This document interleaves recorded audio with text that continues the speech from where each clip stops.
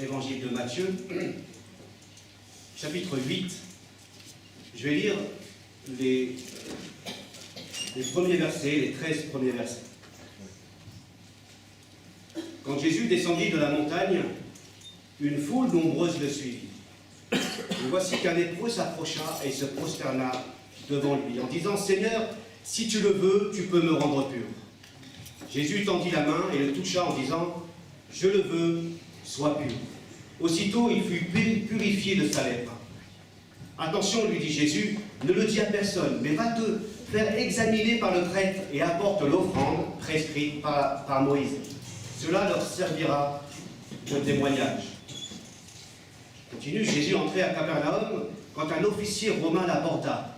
Il le supplia, « Seigneur, mon serviteur est couché chez moi. Il est paralysé et il souffre terriblement. »« Je vais chez toi, lui répondit Jésus, et je le guérirai. »« Seigneur, dit alors l'officier, je ne remplis pas les conditions pour te recevoir dans ma maison, mais tu n'as qu'un mot à dire, et mon serviteur sera guéri. Car moi-même, je suis un officier subalterne, mais j'ai des soldats sous mes ordres. Et quand je dis à l'un va, il va. Et quand je dis à l'autre viens, il vient. Quand je dis à mon esclave fais ceci, il le fait. » En entendant cela, Jésus fut rempli d'admiration. Et s'adressant à ceux qui le suivaient, il dit « Vraiment, je vous l'assure, chez personne en Israël, je n'ai trouvé une telle foi. Je vous le déclare, beaucoup viendront de l'Orient et de l'Occident et prendront place à table auprès d'Abraham, d'Isaac et de Jacob dans le royaume des cieux. Mais ceux qui devaient hériter du royaume, ceux-là seront jetés dans les ténèbres du dehors. Là, il y aura des pleurs et d'amers regrets. » Puis Jésus dit à l'officier, « Rentre chez toi, et qu'il te soit fait selon ce que tu as vu. » Et à l'heure même, son serviteur fut guéri. Je vous invite à la prière. Seigneur notre Dieu, nous voulons te remercier encore pour ces moments particuliers, ces moments uniques que tu nous donnes de vivre ce matin. Nous voulons, Seigneur, croire que ce n'est pas un hasard si nous sommes ici. Nous voulons croire, Seigneur, que tout nous vient de toi, que tu es au-dessus de tout, que tout subsiste par ta parole, Seigneur. Il y a des choses, Seigneur, qui nous échappent, mais rien ne t'échappe, toi, Seigneur. Nous voulons croire, Seigneur, que nous faisons partie de cette grande famille réunie sur toute la surface de la terre qui élève ton nom ce matin. Te demandons, Seigneur, de bénir ton peuple, de bénir tes enfants, ici comme au loin, que tu la fortifies, ton Église. Nous avons tellement besoin de ta présence dans nos vies, tellement besoin d'être fortifiés afin de tenir ferme, tellement besoin d'être renouvelés par ton Esprit Saint pour avoir les yeux fixés sur toi, pour ne pas perdre de vue qui tu es, Seigneur, réellement. Nous te faisons confiance encore ce matin pour ta présence rafraîchissante et bienfaisante au travers de ta parole, dans le nom puissant de Jésus. Amen. Amen. Il y a 3 séries de miracles dans les chapitres 8 à 9, entrecoupés de rencontres et de controverses. 3 séries de miracles qui suscitent aussi des interrogations. On va faire un petit point à la fin de notre prédication. L'évangile de Matthieu s'organise autour de 5 grands discours. On les repère facilement avec un refrain qui revient assez souvent. Par exemple, à la fin du sermon sur la montagne, on lit, verset 28, « Quand Jésus eut fini de parler, quand Jésus eut achevé de donner ses instructions à ses disciples. » Chapitre 7, verset 28. Ça montre là que le sermon sur la montagne, Jésus termine ce discours à partir de ce verset. Chapitre 8 et 9 est des chapitres où Jésus va aussi agir. Et au chapitre 10, on va retrouver encore une autre manière d'introduire un discours de Jésus. Quand il eut fini de parler, quand Jésus s'adressa. On a 5 discours dans l'évangile de Matthieu, mais on y reviendra dans les prochains dimanches. Quand Jésus a terminé son discours sur le sermon sur la montagne, on souligne que les foules était impressionnée, frappée par son enseignement. Pourquoi? Pourquoi était-elle frappée? Pourquoi les foules étaient frappées par l'enseignement de Jésus? Vous pouvez répondre? C'est gratuit. Par l'autorité qu'il avait. Par l'autorité qu'il avait. Autre chose? Par la sagesse qu'il avait. Il était impressionné par quoi d'autre encore? Sa connaissance. Par sa connaissance. Il ne parlait pas comme les pharisiens. Par lesquelles langues? Ah. Okay. Il ne parlait pas comme les pharisiens. Par sa compassion. Par sa compassion. Les gens étaient impressionnés par sa compassion. Parce qu'il était. Par ce qu'il était. On ne peut pas dissocier les discours de Jésus et les actions de Jésus. On ne peut pas dire que Jésus a fait telle chose sans dire telle chose. Ce que Jésus dit, il l'accomplit.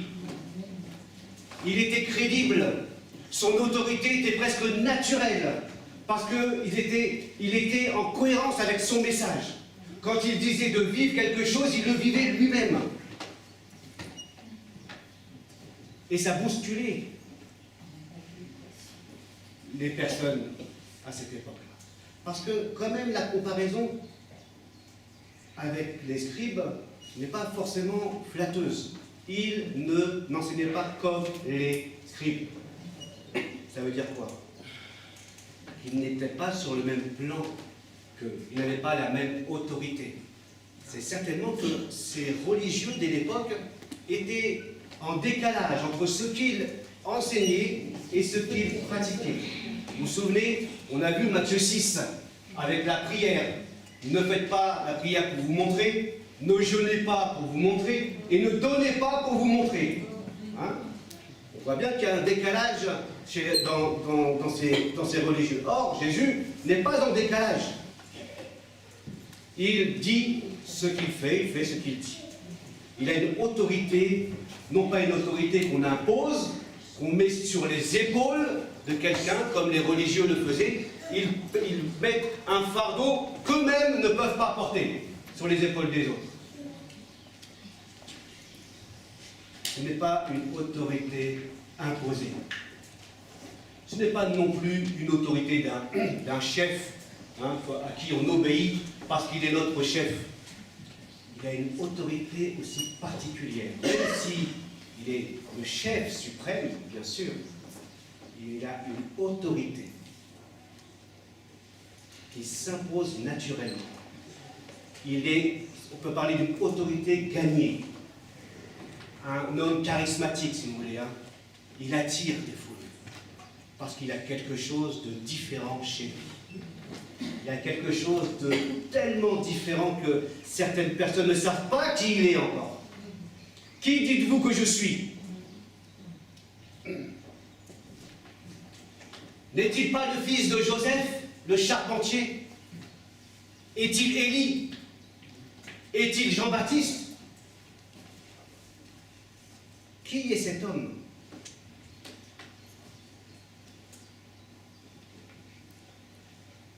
Mais le sermon sur la montagne se termine et ouvre une page sur les actions maintenant, sur l'activité de Jésus.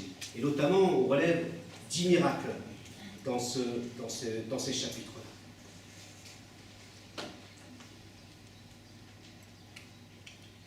La première chose, j'ai quatre choses au sujet de Jésus, 5, mais la dernière, je les ai jumelées. La première chose qu'on apprend, c'est que Jésus est plus fort que la maladie. Les récits que nous avons lus ensemble. Il est plus fort que la maladie. J'ai repris le titre de la Sommeur et je l'ai mis sur tous les textes bibliques du chapitre 8 et chapitre 9. Peut-être facile à retenir quand tu parles d'ici, peut-être que tu le sais déjà, et c'est bien de le savoir. Mais se rappeler qu'il est plus fort que. Plus fort que la maladie. La guérison d'un lépreux. Serviteur du centurion. La guérison de la belle-mère de Dieu. Jésus montre à quel point il a autorité sur la maladie. Et à l'époque, les lépreux étaient considérés comme impurs par la loi de Moïse. Non seulement il y avait une souffrance physique, mais aussi une exclusion sociale. On ne touchait pas un lépreux, au risque de devenir impur soi-même. Jésus va franchir certaines barrières. Alors je ne vais pas faire de lecture de texte, de prédication de texte. Juste on va faire un survol.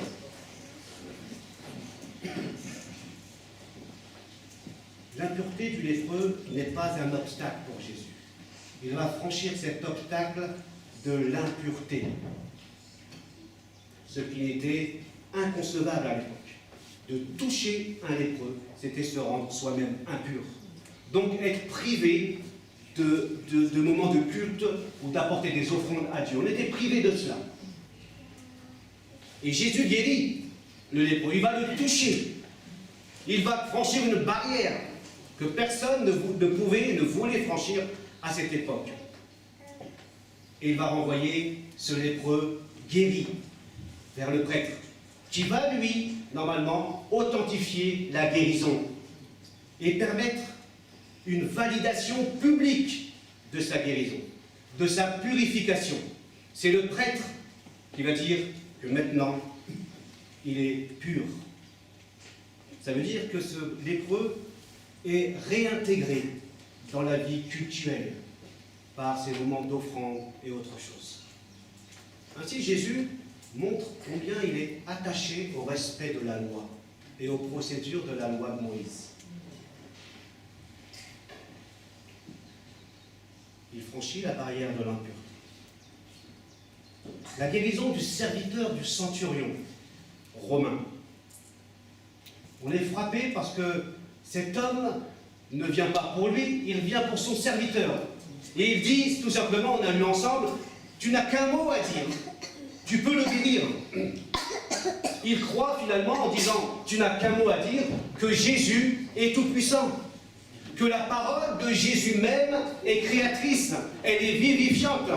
Que la parole de Jésus n'est pas simplement un discours qu'il apporte, notamment dans le discours sur la montagne, mais une parole qui donne vie, une parole qui guérit, une parole qui relève, une parole qui restaure. Une parole de Jésus suffit. Et on n'est plus dans toutes sortes d'incantations, de séries de jours, de jeûnes et de prières pour guérir quelqu'un. Une parole suffit de la part de Jésus. Parfois on est loin de ce qui peut se faire aujourd'hui. Dans les moments de soirée de guérison ou des rencontres de guérison. On a toute une préparation. On chauffe la salle. On augmente le chauffage. On met la musique. Et on met plein d'autres choses en fond de musique. En fond de prédication, il y a toujours un piano. Jésus dit un mot. Calme. Et ça me plaît. Vous savez pourquoi? Parce que Jésus ne nous dit pas quelle procédure faire dans les guérisons et dans toutes sortes de miracles. Il opère d'une manière variée et diverse, qui fait qu'on ne peut pas enfermer, on ne peut pas avoir de recette. Vous comprenez? Et on veut absolument enfermer et dire, voilà, si tu suis telle et telle procédure, tu seras guéri. Mais on y reviendra dans les semaines prochaines. Quand Jésus enverra notamment ses disciples en mission, avec l'ordre de proclamer la bonne nouvelle, guérir, chasser les démons, etc. On reviendra dessus. Mais arrêtons-nous sur ce centurion romain et sa foi en Jésus. Il croit que Jésus est capable de guérir. Ce qui est important ici, c'est que Jésus franchit une seconde barrière. La barrière des origines. C'est un centurion romain. Et dans la pensée, à l'époque, les nations étaient hors de portée de la grâce de Dieu. C'est une personne d'origine païenne, qui n'appartient pas au peuple de Dieu. Bien sûr, dans l'histoire, dans ce testament, il y a des personnes qui sont venues se rajouter, comme Rahab, etc. Mais dans la pensée juive, c'était impensable que des païens puissent faire partie du peuple de Dieu. Je vous renvoie à Pierre, dans Acte 10, quand Corneille, finalement, et se convertit. Eh bien, tous les apôtres, eh bien, en veulent à Pierre. Ils disent, qu'est-ce qui t'arrive d'aller chez un païen? C'est pas possible. Et Pierre est obligé d'argumenter, de dire, mais voilà ce qui s'est passé, Dieu m'est apparu en vision en disant d'aller là-bas. Et même moi, je ne voulais pas y aller. Jésus franchit ici une barrière des origines. Je m'ai frappé de voir combien Jésus, quand il est venu sur terre, il est venu pour sauver tout homme. Il ne regarde pas nos origines. Et pourtant, ici, là, on voit que c'est coloré. Et la Bible dit tout simplement que dans l'Apocalypse, il a sauvé. Il a sauvé un peuple de toute nation, de tout peuple, de toute race. Dieu n'est pas limité avec les origines. Peut-être que c'est évident pour toi, mais moins évident quand dans certaines églises évangéliques, on vous fait comprendre, ou on vous dit tout simplement que vous n'êtes pas le bienvenu, parce que vous n'êtes pas de la bonne origine. Aujourd'hui, on se dit, c'est pas possible. Et pourtant, ça arrive. On vous reconduit tout simplement vers la porte. Alors là, vous vous dites, mais est-ce qu'on est chrétien quand on fait ça? Passe, on ferme la parenthèse. C'est simplement pour pas que tu t'arrêtes au 1er siècle. D'accord? Tu dis, ouais, mais ça, c'est à l'époque. Aujourd'hui encore. Et pourtant, Jésus aussi est frappé par la foi de cet homme. On continue, d'origine païenne. Et il dit, il loue la grande foi de cet homme. Et en plus, il dit au verset 10 et 12, beaucoup viendront d'Orient et d'Occident, c'est-à-dire des 4 coins du monde, de toute origine. Ils vont venir pour être à la table d'Abraham, d'Isaac et de Jacob. Être à la table d'Abraham, être à la table du royaume de Dieu, c'est être en communion avec Dieu, mais aussi avec Abraham, Isaac et Jacob, qui représentent le peuple de Dieu. Aussi. Et déjà, dans le livre de la Genèse, chapitre 12, Dieu donnera une promesse à Abraham. Toutes les nations seront bénies en toi. Toutes les nations. Et c'est ça le plan de Dieu. Et c'est ce plan-là que Paul va aussi révéler dans les Épîtres. Ce mystère caché qu'il révèle. Ce mystère qu'il va révéler en disant que Dieu n'a pas voulu simplement sauver les Juifs, mais tous les hommes, toutes les femmes. Jésus annonce que beaucoup viendront des 4 coins du monde. Les mages sont venus d'Orient pour adorer. Il y a ici la foi de ce centurion qui, en plus, c'est à cause de cette foi-là que Jésus va guérir. Vous voyez, le discours qui consiste à dire, si tu as la foi, Dieu va te guérir. Or là, ce n'est pas la foi du serviteur qui est sauvé, qui est en jeu, c'est la foi du centurion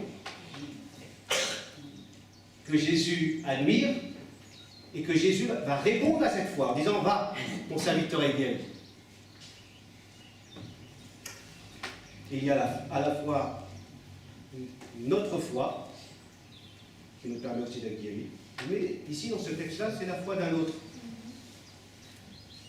Peut-être que c'est intéressant de se dire que les autres prient pour nous, ce n'est pas forcément notre prière qui est exaucée à cause de notre foi que Dieu nous exauce, c'est peut-être à cause de la foi de toi.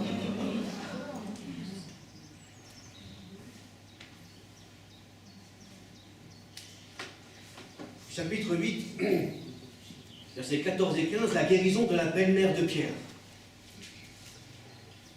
Troisième guérison, troisième rappel que Jésus est plus fort que la maladie. Alors c'était la belle-mère de Pierre. Et avec les belles-mères, il faut toujours en prendre soin. J'ai la mienne ici, donc attention. Ce qui est frappant, ce qui m'a frappé en tous les cas, c'est que je l'ai vécu dans les soins, c'est quelque chose que je pratiquais énormément, c'est qu'avec la belle-mère, il lui prit la main. Il prit la main de la belle-mère. Et dans les soins, vous êtes souvent assis, vous prenez la main des patients.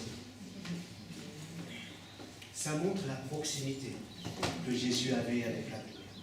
Ça montre la compassion de Jésus. Ça montre les soins qu'il avait à l'égard de ceux qui l'entouraient, quelles que soient les personnes. Ici, Jésus va franchir une troisième barrière, la barrière du sexe. Homme, femme. Et on s'aperçoit que dans l'Évangile, et notamment autour de Jésus, on s'est posé beaucoup de questions sur la présence des femmes, assez révolutionnaire. Les meilleurs disciples de Jésus, c'était quasiment des femmes. Celles qui ont cru les premières, ce sont des femmes. Pourquoi? Alors, deux possibilités, mais à prendre avec légèreté. Deux possibilités. Soit elles croient tout simplement mieux que nous, hein, ça c'est pas une légèreté, d'accord. Soit elles répondent plus facilement que nous. Les bonnes nouvelles. Les bonnes nouvelles, je dis. Ça c'est avec beaucoup plus de légèreté. La barrière du sexe. La femme n'avait pas le même statut qu'un homme. Les enfants n'avaient pas le même statut que les parents. Pourquoi l'apôtre Paul dira qu'il n'y a plus ni homme, ni femme, ni juif, ni païen. Il va rappeler qu'avec le Christ, il a abattu le mur de séparation entre les hommes et les femmes. Donc il franchit cette troisième barrière. Au travers de ces différentes guérisons, on apprend aussi plusieurs choses qui me semblent importantes. Que les invités ne sont pas forcément ceux qu'on attendait. Il y a dans ces récits des invités surprises. Des gens, trois types de personnes qui étaient pas considérées comme tout le monde, on va dire. Des invités surprises qu'on n'aurait peut-être pas nous-mêmes invités, qu'on n'aurait pas nous-mêmes été chercher ou côtoyer, tellement parfois les barrières nous empêchent de le faire. Les malades, les religieux, les gens de mauvaise vie comme les publicains, les percepteurs d'impôts, les prostituées, ceux qui étaient méprisés comme les pauvres, et bien d'autres encore. Pour Jésus, peu importe d'où on vient. Que l'on soit pauvre ou riche, homme ou femme, religieux ou non, riche ou pauvre, bon ou mauvais, tous sont invités. Ça choque. Si tous sont invités par Jésus, seuls ceux qui acceptent le message de l'Évangile, qui acceptent que Jésus puisse devenir leur sauveur et leur Seigneur, voient leur vie chamboulée et transformée.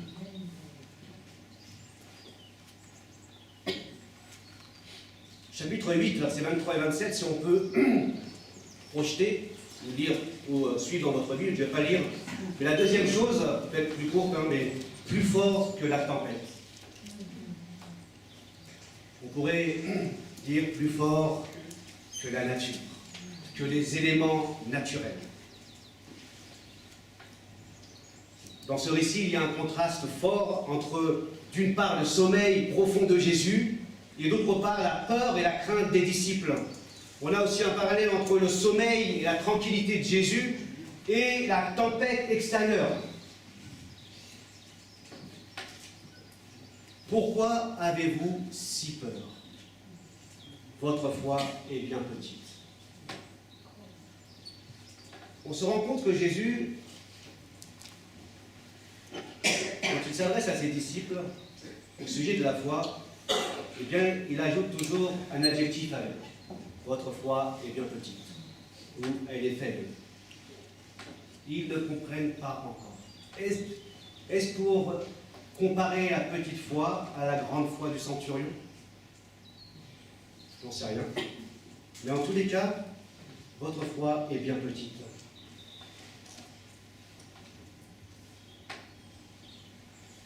Dans ce récit-là, une question à la fin du récit de miracle. Quel est donc cet homme pour qui les vents et le lac et la mer lui obéissent? Quel est donc cet homme? Ce sont les disciples qui adressent ces paroles. Des disciples qui ont commencé à suivre Jésus. Et qui se posent la question, mais qui est cet homme? On croit le connaître, mais on ne le connaît peut-être pas encore bien. Il y a quelque chose qui nous échappe. On pensait qu'il était extraordinaire, mais là, on n'a pas de mots. Parce qu'on voyait des choses, voilà, que peut-être des faiseurs de miracles accomplissaient à l'époque, mais là, il s'adresse à des éléments naturels. La mer et le vent. Et d'un mot, il calme tout. Il n'arrive pas, les disciples, à saisir correctement l'identité de Jésus. Qui il est réellement. La question le montre, tout simplement. Quel est donc cet homme?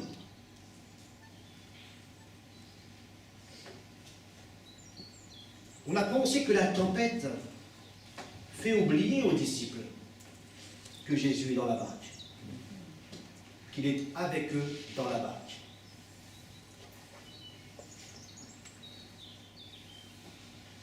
Nous sommes tous différents. Nous avons peut-être tous nos propres barques.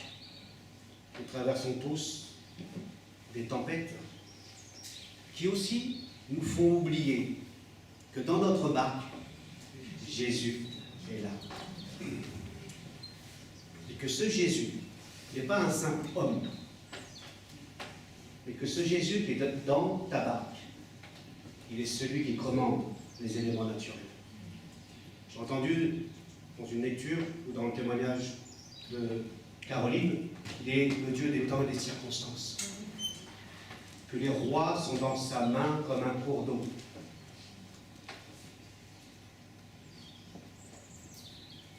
Dieu, en Christ, est plus fort que les tempêtes. Emmanuel, qui signifie Dieu avec nous, Dieu au milieu de nous. Quand il y a des tempêtes, peut-être comme les disciples, tu as oublié qu'il est avec toi. Et Jésus leur a dit, mais où est votre foi? Il ne dit pas qu'il y a une absence de foi. Il dit simplement que la foi est petite. Ça veut dire que la foi est existante, elle est là, quand même. Mais que cette foi, elle a besoin de compter encore sur Dieu, d'expérimenter la grâce de Dieu, d'expérimenter la puissance de Dieu dans la vie quotidienne. Et c'est au fil des temps, au fil du temps, au fil des expériences positives, parfois négatives, il faut le dire, qu'on apprend à quoi? À se raccrocher au Seigneur, à nous recentrer sur Dieu. Combien de fois, quand les tempêtes sont là, elles n'arrivent pas à se calmer, on commence à dire, Seigneur, je cherche partout, mais voilà, j'ai oublié que tu étais. Et ces tempêtes nous apprennent aussi à compter sur Dieu, à lui faire confiance. Ainsi, notre foi grandit, c'est-à-dire qu'elle s'affermit. On a de plus en plus conscience que Dieu est avec nous, parce que les expériences du passé nous rappellent cela. Et c'est important de se dire, aujourd'hui, je n'arrive pas à voir grand-chose, mais je sais que dans le passé, Dieu a été fidèle avec moi. Dans telle situation, Dieu est plus fort que la nature.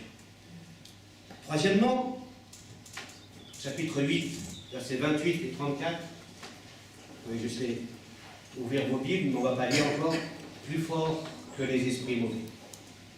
On retrouve Jésus en mouvement, parce qu'il est en pleine action, en pleine activité. C'est le royaume de Dieu qui vient sur terre, avec non seulement des discours, mais aussi avec des actions concrètes.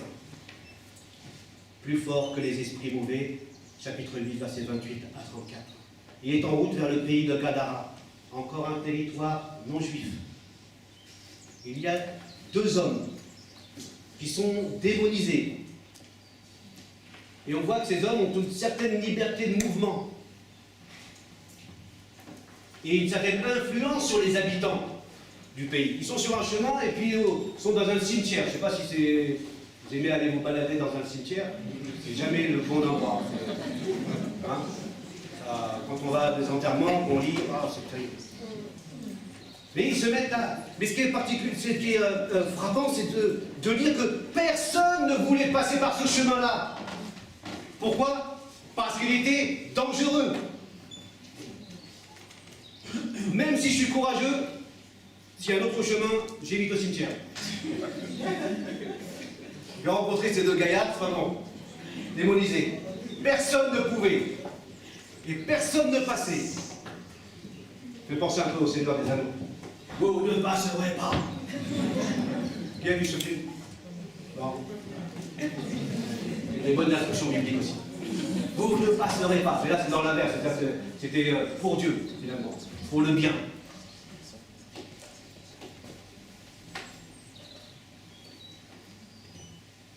Ce qui interpelle, c'est que on a vu qui est cet homme à qui obéissent vent et mer. Maintenant, on a 2 hommes démonisés qui disent « Que nous veux-tu, Fils de Dieu ?» Waouh. On s'aperçoit que, finalement, quand Jésus se balade et qu'il rencontre des hommes, il dit « Mais qui est cet homme, ce fils de charpentier, là ?» C'est un Élie, c'est un Jean-Baptiste, c'est un prophète. Et là, on voit bien « Que nous veux-tu, Fils de Dieu ?» Il n'y a pas d'ambiguïté chez eux. Ils sont au clair quant à l'identité de Jésus. Ils ne le confondent pas avec un fantôme où ils savent qui il est. Fils de Dieu. Alors que les hommes, durant le ministère de Jésus, s'interrogent, se moquent.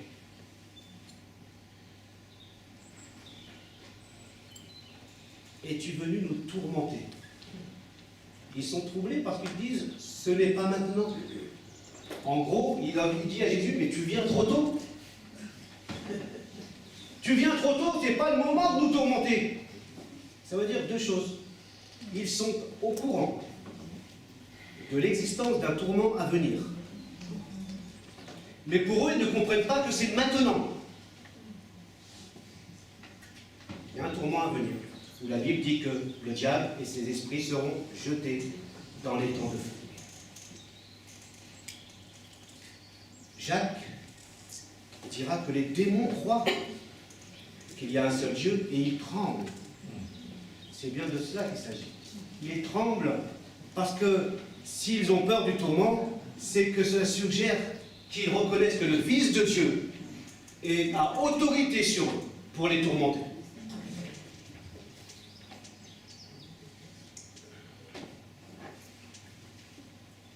Mais en effet, ce n'est pas encore le moment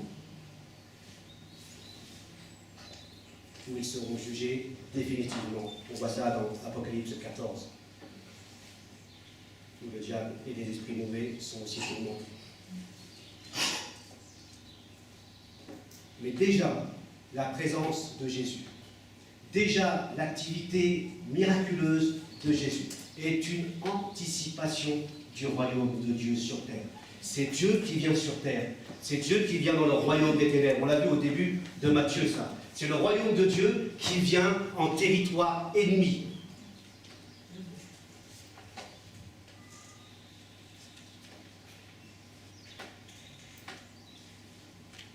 Les esprits sont chassés d'un seul mot. Hein. Ils supplient Jésus de les chasser, de les envoyer dans un troupeau de porcs.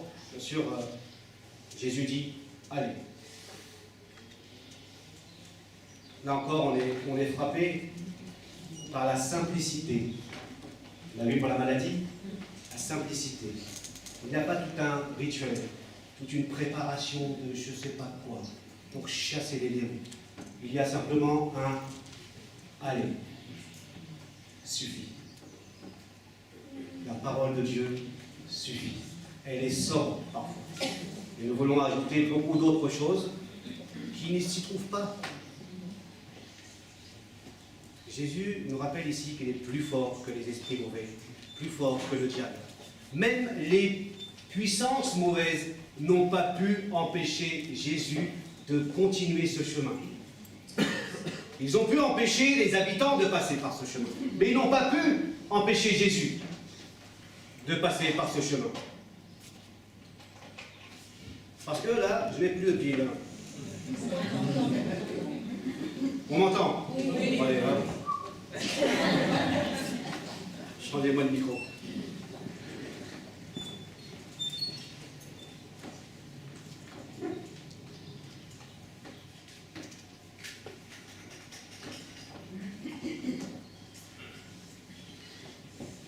Le Bible dit que le royaume de Dieu a fait irruption dans le royaume des ténèbres.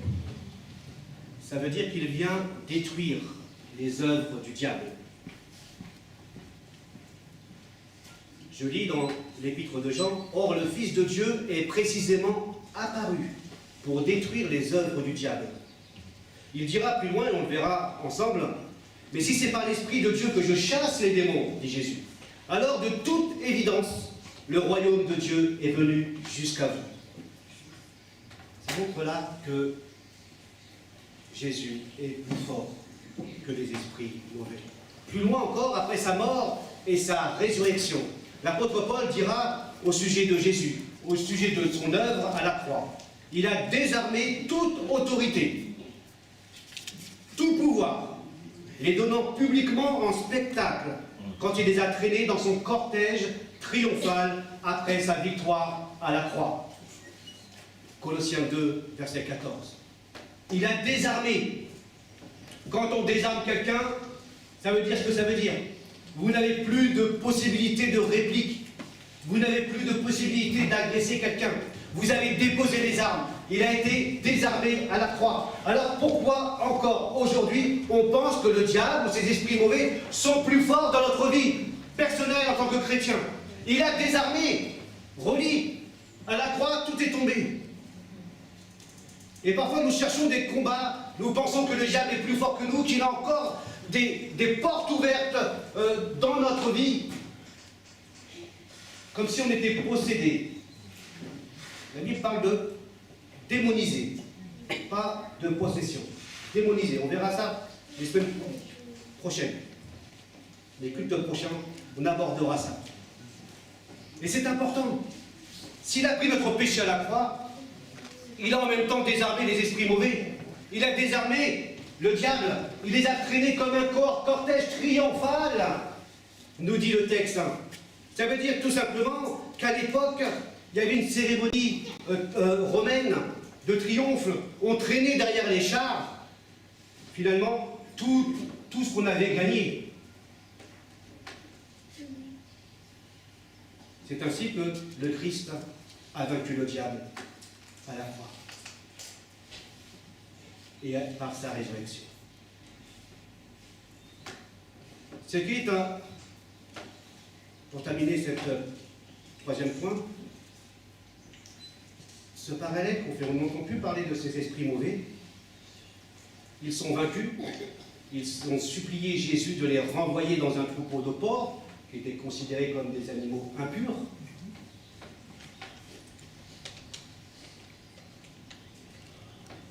Mais c'est pour aussi avoir un regard sur les habitants de Gadara, qui reviennent sur la scène.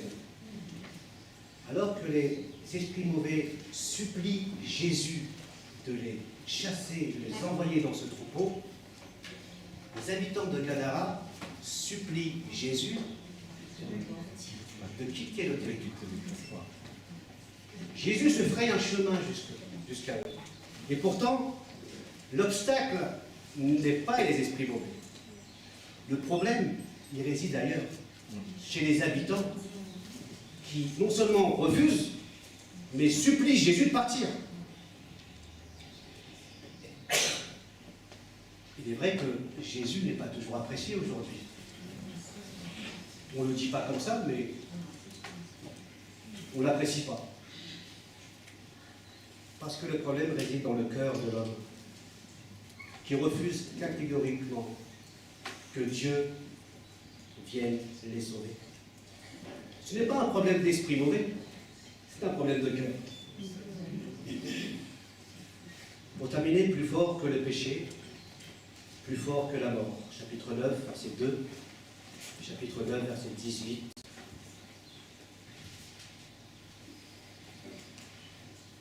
Et versets 23 à 26. On a à la fois ici, je termine, on a à la fois un rappel que Jésus est plus fort que le péché. Prends courage, mon enfant, tes péchés te sont pardonnés. Là encore, avant de dire ces paroles, Jésus souligne la foi des personnes. Notamment l'évangile de Marc rappelle que ce sont 4 personnes qui viennent se frayer un chemin par le toit pour atteindre Jésus, pour guérir ce paralytique. Et Jésus voit de nouveau la foi de ces personnes. Une foi qui s'exprime par la certitude que Jésus peut guérir. Autrement, pourquoi passer par le toit, hein? On a quand même quelque chose.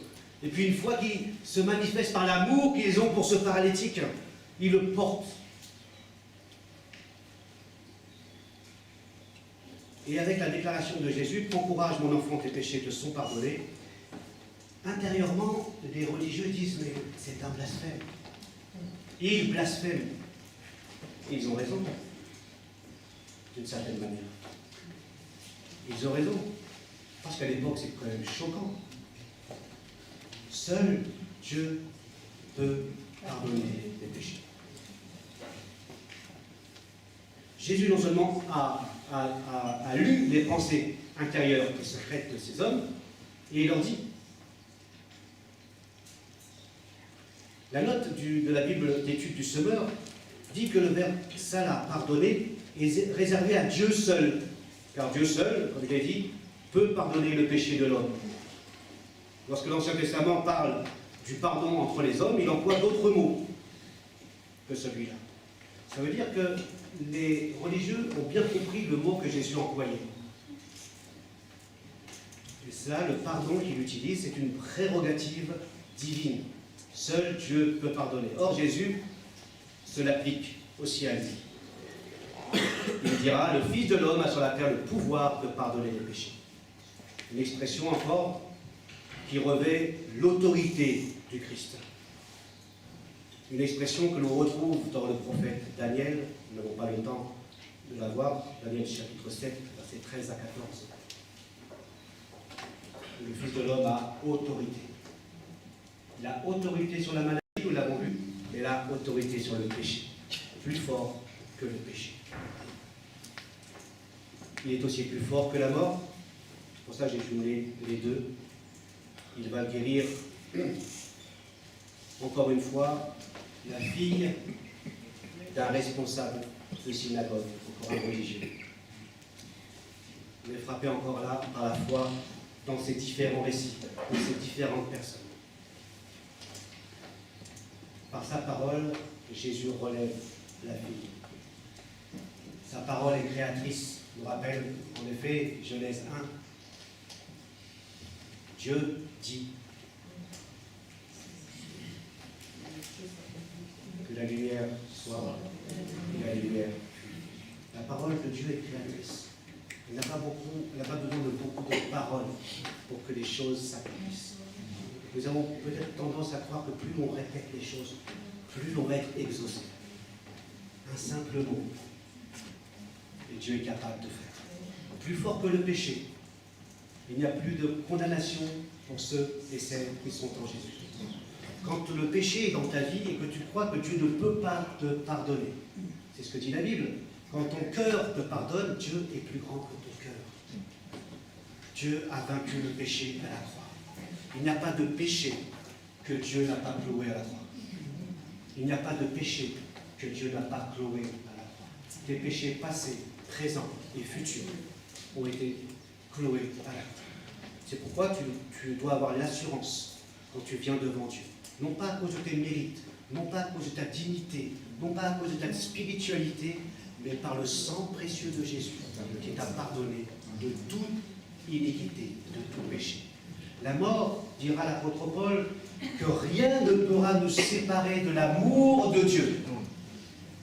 Ni la mort, ni la vie, ni les anges, ni les choses d'en haut, ni les choses en bas. Et il va poursuivre, ni la persécution, rien ne pourra nous séparer de l'amour de Dieu. Merci. Manifesté en Jésus-Christ. C'est bien de le rappeler seul. Parce qu'il nous a liés, reliés, réconciliés, une fois pour toutes, avec Dieu. Alors, on va poursuivre les semaines prochaines. Les miracles ici, condensés, viennent démontrer la venue du royaume de Dieu. Parfois, les miracles de Jésus précèdent et préparent la proclamation de l'Évangile. Et d'autres fois, les miracles suivent la proclamation de l'Évangile, comme soutien. Et les disciples, quand ils vont être envoyés, auront besoin de se souvenir des chapitres 8 et 9, de ce que Jésus est. Plus fort que la maladie, plus fort que le péché, plus fort que les esprits mauvais, plus fort que la tempête, plus fort que la mort. En allant, comme toi tu vas aller aujourd'hui et demain, il faut que tu te rappelles que Jésus est plus fort que tout cela dans ta vie. Rien n'est au-dessus de lui. On l'a lu, on l'a chanté. Il est au-dessus de lui. Et les récits miraculeux, on l'a vu, sont entrecoupés de rencontres et de réactions. Les réactions des disciples au sujet de l'identité même de Christ.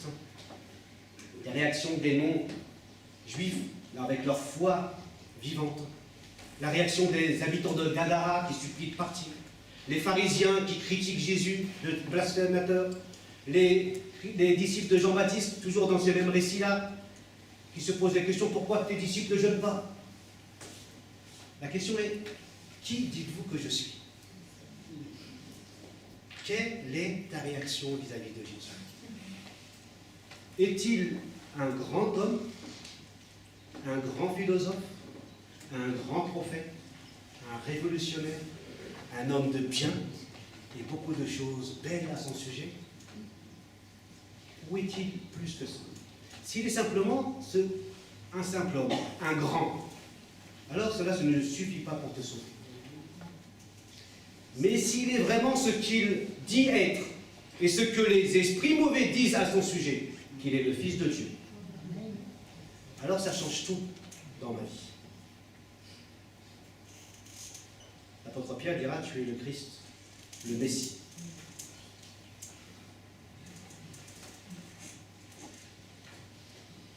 Si Jésus est plus fort qu'eux, est-il plus fort en tout dans ta vie? Toi, chrétien, aussi. A-t-il autorité en toutes choses dans ta vie? Ou est-ce que parfois on ne le supplie pas, d'une certaine manière, même gentiment, d'aller voir un peu ailleurs? Part de ce domaine-là. Ou est-ce que tu veux tout simplement dire oui, je veux que tu aies autorité, entièrement autorité dans mon cœur, parce que c'est là que j'ai besoin d'être changé, transformé.